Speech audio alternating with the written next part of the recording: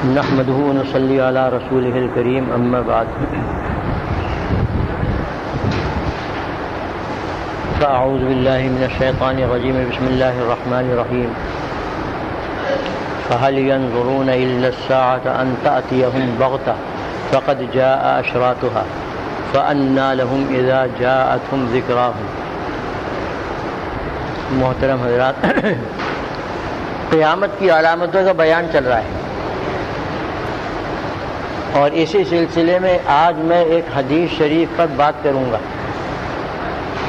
اور وہ حدیث مشکات میں موجود ہے، مشکات شریف میں موجود ہے، وہ بھی قیامت سے پہلے کی علامتوں سے متعلق ہے۔ اپنے زمانے کو دیکھیے اور اس حدیث شریف کو دیکھیے جو 1500 سال پہلے آپ صلی اللہ علیہ وسلم نے فرما دی تھی پیشین گوئی کے طریقے پر۔ خلاصہ اس حدیث کا یہ ہے کہ حضرت علی کرم اللہ وجہ روایت کرتے ہیں حضور اکرم صلی اللہ علیہ وسلم سے کہ آپ نے ایک موقع پر یہ فرمایا کہ ایک زمانہ وہ آنے والا ہے، اور ظاہر ہے کہ وہ زمانہ قیامت کے قریب ہوگا۔ فرمایا کہ ایک زمانہ وہ آنے والا ہے اس امت پر کہ اسلام کا صرف نام باقی رہ جائے گا، لا یبقى من الاسلام الا اسم، صرف نام باقی رہ جائے گا اسلام کا۔ ابھی کچھ تشریح اس کی کروں گا، اور فرمایا ولا یبقى من القرآن الا رسم، اور قرآن کریم کے حروف ہی رہ جائیں گے۔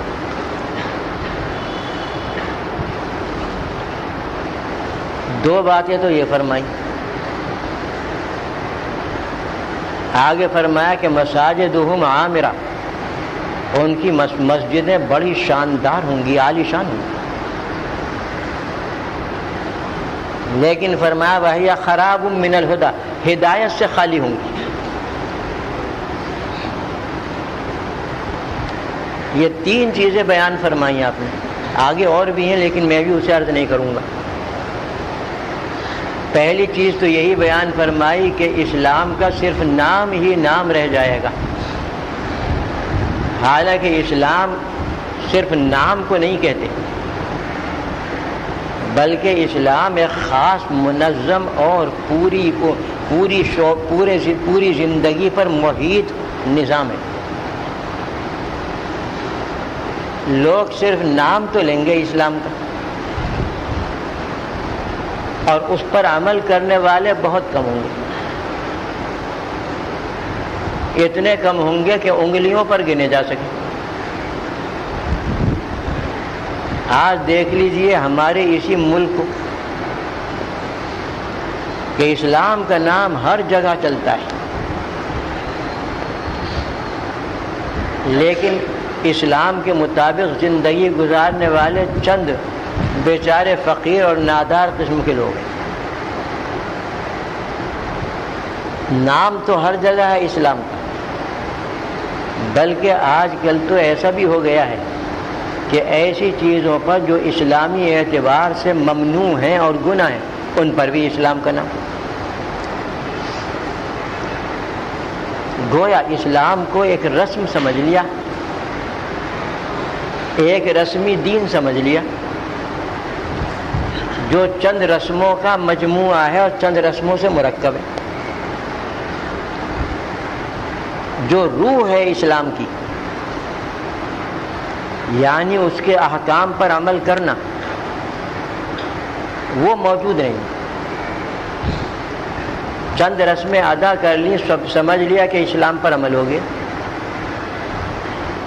شادی بیاہ کی رسمیں ادا کر لی، سمجھ لیا کہ بس ہم نے اسلام پر عمل کر لیا۔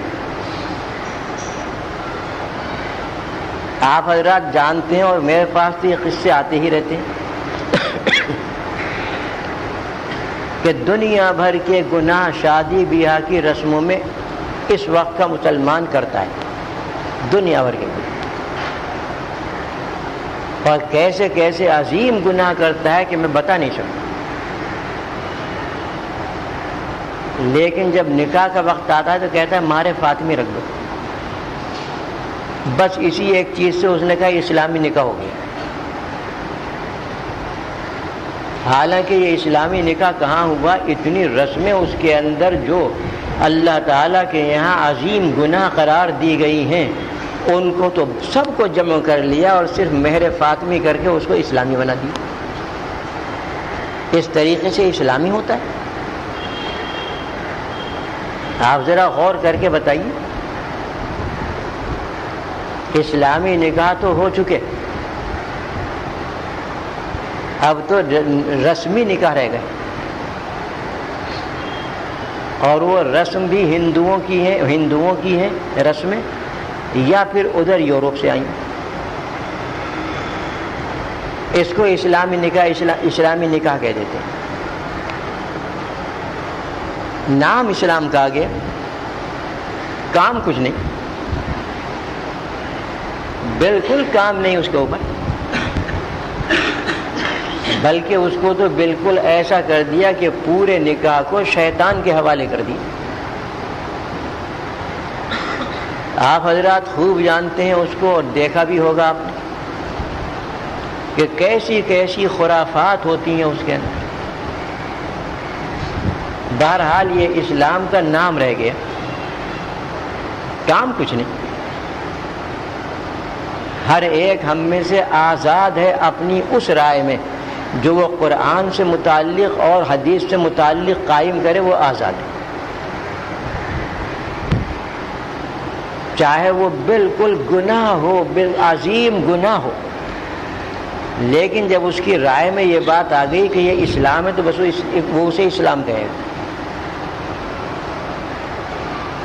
اسلام ایسا ہوتا ہے. اسلام تو خواہشات کا اور اپنی رائے کا نام نہیں. اسلام نام ہے اللہ تعالیٰ کے نازل کردہ دین کا، حضور اکرم صلی اللہ علیہ وسلم کی سنت اور ان کے طریقے کا. اس کا نام اسلام. یہ کچھ بھی نہیں، کوئی طریقہ نہیں، کوئی سنت نہیں، کوئی قرآن نہیں، کوئی حدیث نہیں، بس اپنے ذہن میں ایک رائے آ گئی کہ یہ بس یہ اسلام. یہ تو ظلم ہے اسلام کے اوپر. میں نے اسی مسجد میں غالباً کئی سال پہلے کہا تھا کہ اگر غور کر کے ہم دیکھیں تو ہمارے یہاں سب سے زیادہ لاوارث قرآن ہے. لاوارث یا قرآن لاوارث، اور اسی کے ساتھ ساتھ سب سے زیادہ لاوارث اسلام ہے. اور اسلام پر عمل کرنے والے اس معاشرے میں سب سے زیادہ لاوارث ہیں. قرآن کیسے لاوارث ہے؟ قرآن ایسے لاوارث ہے کہ ہر کہو میں، ہر چھوٹا بڑا، ہر جاہل، ہر لکھا پڑھا، ہر وہ شخص کہ جو مسلمان ہے اور قرآن کریم کا ایک حرف نہیں جانتا لیکن قرآن کریم میں اپنی رائے رکھتا ہے، یہ لاوارث ہونا ہے. قرآن ہمارے ملک کا دستور ہے، قانون ہے، سبھی کچھ ہے. ذرا رائے دے کر تو دیکھ لیجئے اس میں، کیا آپ کی رائے اس میں چلے گی؟ لیکن قرآن کریم پر وہ سمجھتا ہے کہ میرا حق ہے، میں اس پر رائے دے سکتا ہوں، اور جو میری رائے ہوگی وہی صحیح ہوگی. یہ قرآن کا لاوارث ہونا نہیں تو اور کیا ہے؟ اور قرآن کا لاوارث ہونا اس طریقے پر بھی ہے کہ یہ قرآن کریم جو اللہ نے ہمیں عطا فرمایا ہے اور بہت بڑی نعمت عطا فرمائی ہے، اس کو لاوارثوں کی طرح ہم نے چھوڑ دیا. کوئی اس کا پرسان حال نہیں، کوئی اس کو اپنے سینے سے لگانے والا نہیں، کوئی اس قرآن کریم کو پڑھنے والا اور اس پر عمل کرنے والا نہیں. بہت کم لوگ ہیں جو ایسا کرتے ہیں. یہ لاوارث نہیں ہے قرآن. جیسے کوئی یتیم بچہ کہ جس کا کوئی ولی وارث نہ ہو، پھرتا ہے آزاد، کوئی پوچھنے والا نہیں. یہی آج قرآن کا حال. یہی حال اسلام کا بھی، کہ اسلام بھی لاوارث ہے اس طریقے پر کہ اس منظم اور ایک محکم نظام والے دین کو ہم نے اپنی رائے اور اپنی خواہشات کے تابع بنا لیا۔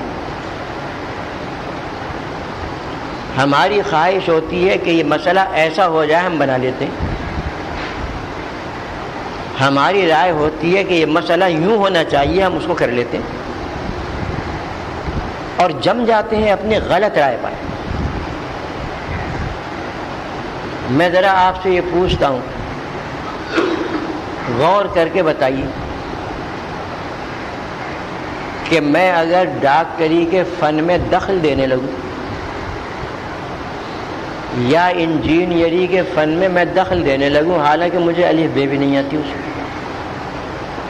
تو لوگ مجھے پاگل کہیں گے یا نہیں کہیں گے؟ کون مانے گا میری رائے؟ لیکن قرآن کریم کو ایسا لاوارث، اسلام کو ایسا لاوارث بنا دیا کہ اس میں کسی محقق، کسی ماہر، کسی جاننے والے کی بات کو بھی نہیں سمجھتے، بس جو اپنی رائے میں آ جائے وہ ٹھیک ہے۔ اور یہ سمجھتے ہیں کہ بس ہم قرآن کے بڑے ماہر ہو گئے، اگر دو لفظ آ گئے تو سمجھ لیے کہ ہم بڑے ماہر ہو گئے۔ حالانکہ قرآن کریم کے سلسلے میں حدیث شریف میں آیا ہے کہ هو الذی لا تفنی عجائبہ، قرآن کریم وہ سمندر اور وہ بحر زخار ہے کہ جس کے عجائبات قیامت تک ختم نہیں ہوں گے۔ اس کو ہم نے یہ بنا دی۔ جتنا غور کریں گے، جتنا پڑھیں گے، جتنا اس میں فکر کریں گے، عجیب عجیب نکات اور بڑے بڑے علوم اس سے حاصل ہوں گے۔ قیامت تک یہ عجائبات ختم ہونے والے نہیں۔ اس کو ہم نے یہ سمجھ لیا کہ بس ایک جوتا گانٹھنے والا ہے تو وہ بھی اس میں رائے رکھتا ہے، اور ایک انجینئر ہے جس کو بالکل پتہ نہیں قرآن کریم کا، وہ بھی اس میں رائے رکھتا ہے، اور کوئی ڈاکٹر ہے جس نے قرآن کریم کو بالکل نہیں پڑھا، نہ اس کے علوم کو پڑھا، وہ بھی اس میں رائے رکھتا ہے۔ کیا باقی رہ گیا اس وقت اسلام سے؟ صرف نام باقی رہ گیا۔ نام سے تو اللہ کے ہاں کامیابی ہوگی نا۔ کامیابی تو کام کرنے سے اور عمل کرنے سے ہوتی ہے۔ اگر کوئی شخص اپنی دکان پر بورڈ لگا لے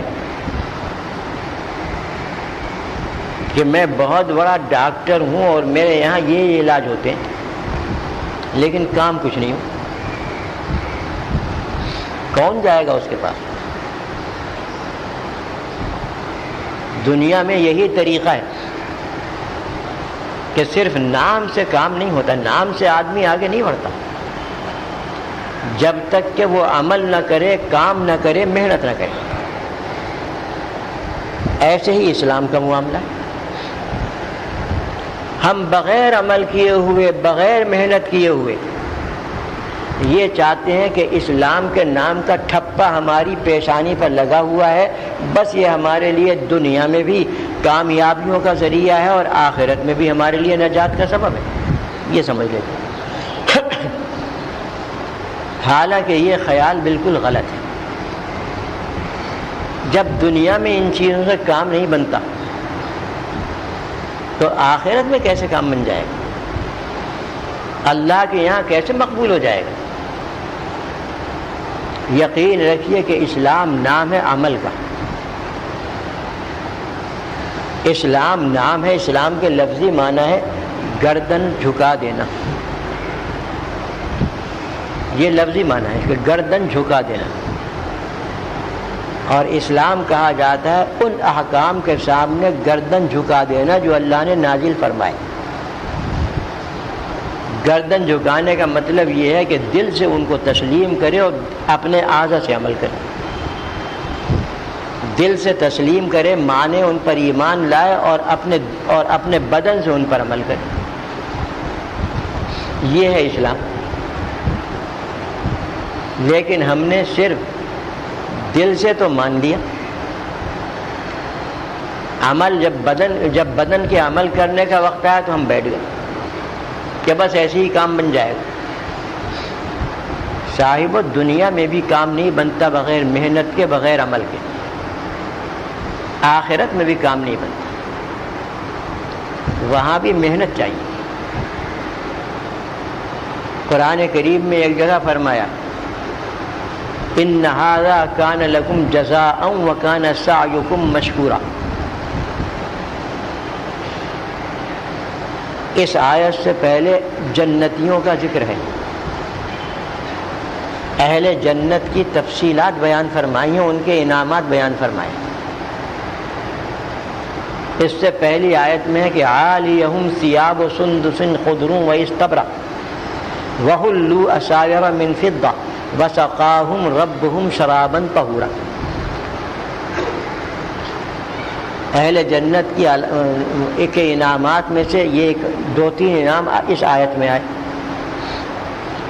کہ ان کے بدن کے اوپر کپڑے ہوں گے ریشم کے، سبز ریشم کے، موٹے ریشم کے اور باریک ریشم کے، اور ان کو کنگن پہنائے جائیں گے چاندی کے اور سونے کے، جنتیوں کو۔ جی ہاں، مرد وہاں پہنے گا کنگن، وہاں پر زیور پہنے گا، دنیا میں نہیں۔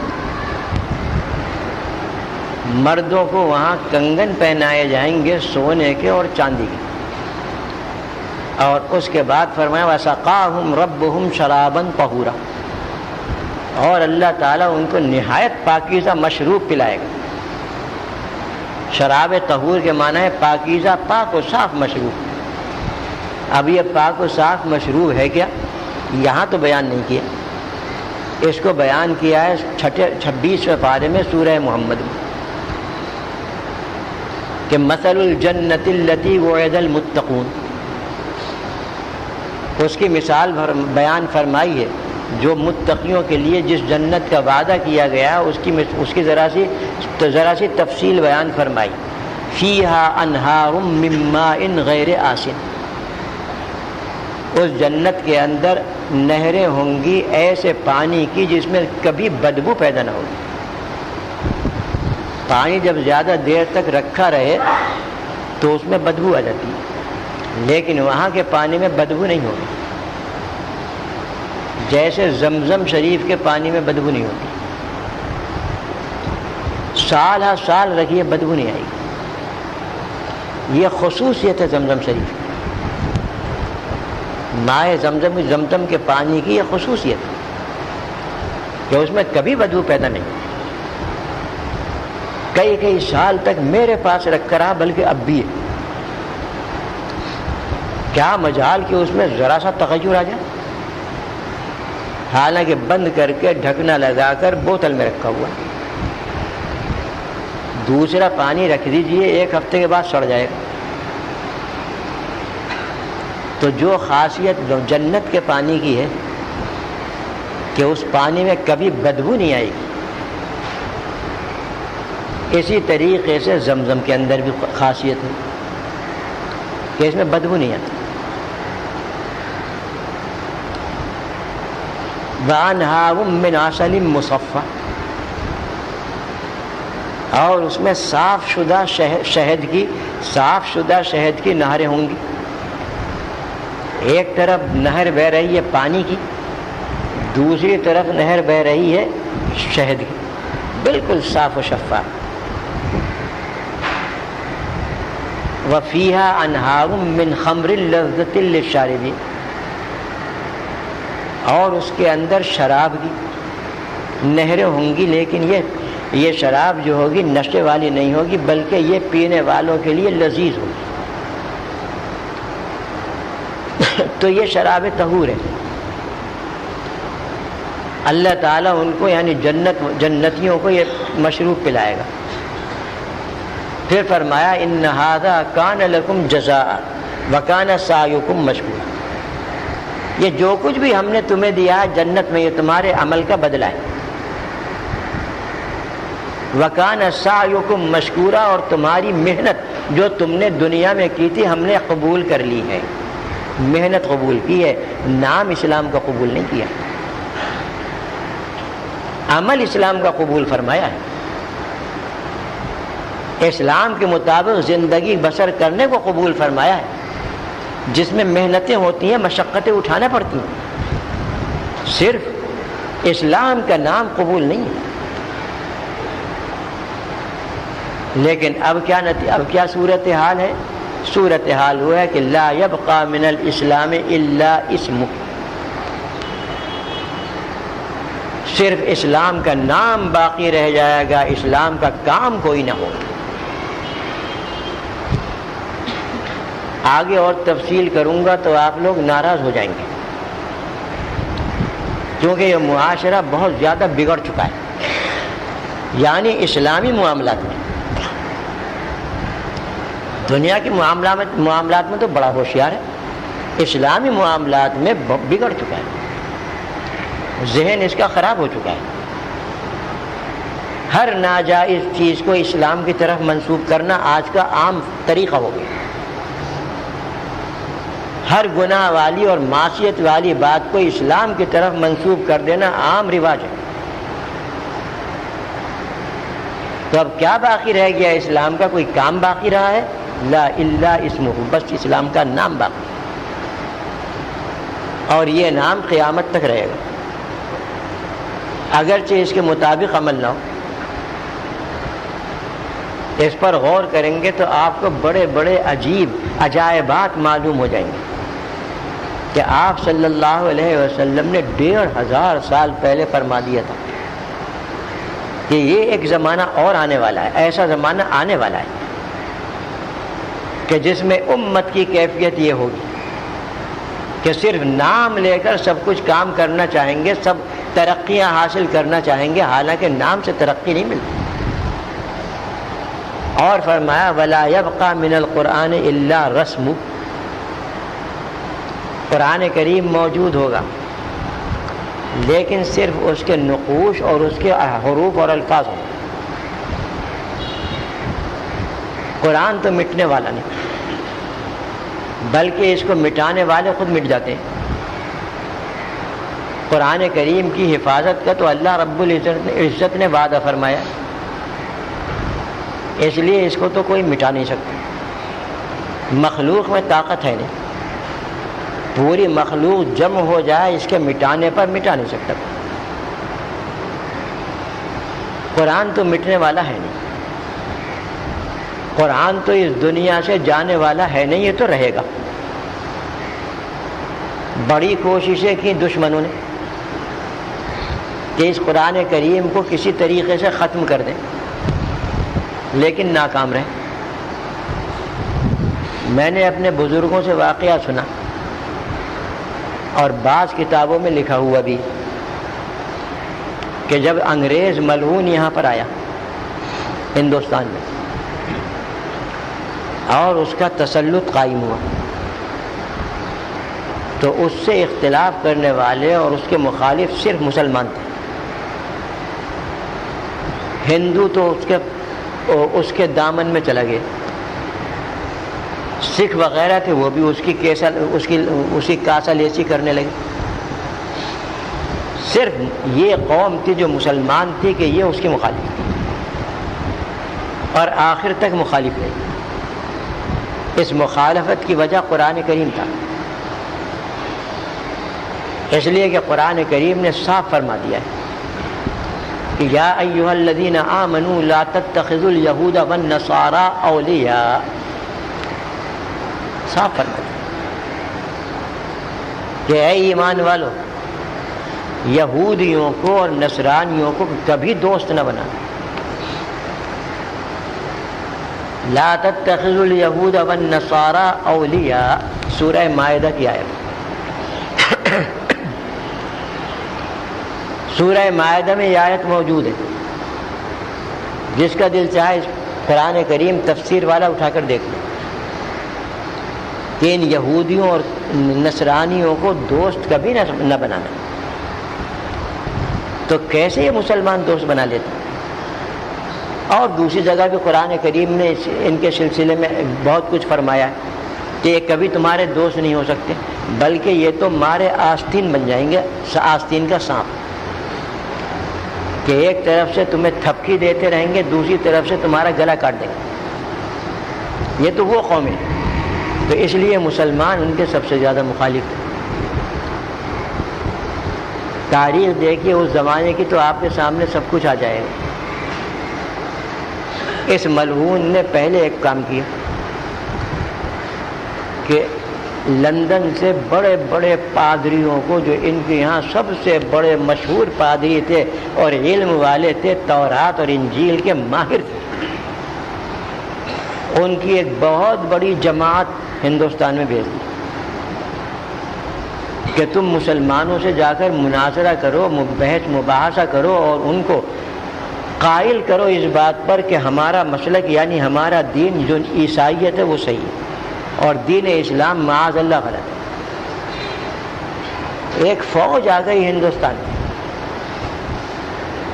ان مشن والوں کی، بڑی زبردست فوج۔ کوئی صوبہ ایسا نہ تھا ہندوستان کا جہاں پر یہ فوج قریہ قریہ گاؤں گاؤں نہ پہنچی۔ ہندو اس سے متاثر ہوئے، اچھوت اس سے متاثر ہوئے، یہ بھنگی وغیرہ، اور دوسری قومیں بھی متاثر ہوئے، لیکن مسلمان ڈٹ گیا، مقابلے پہ آ گیا۔ صورتحال یہ تھی اس زمانے میں، اگر آپ نے تاریخ دیکھی ہے تو پتہ چل جائے گا کہ کوئی پادری آتا کسی قصبے میں یا کسی شہر میں، فٹ پاتھ پر کھڑا ہو جاتا اور وہاں پر وہ اپنا درس شروع کر دیتا۔ مسلمان اور ہندو اس کے اس درس میں کھڑے ہو جاتے، وہاں وہ مغلظات بکا کرتا اسلام۔ ان دینی مدرسوں کے طالب علم جنہیں آج آپ بہت ہی حقیر سمجھتے ہیں، یہ اپنے مدرسوں سے نکلے۔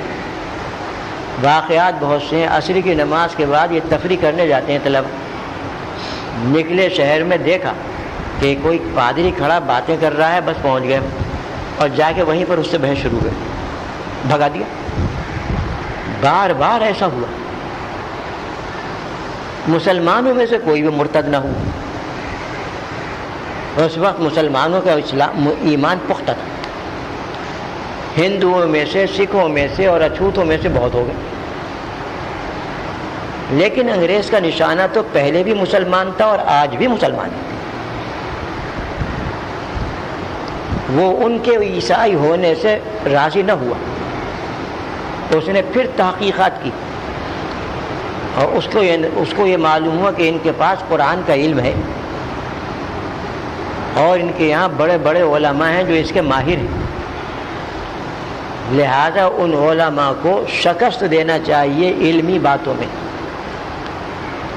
اب پھر ہمارا کام آسان ہو جائے گا۔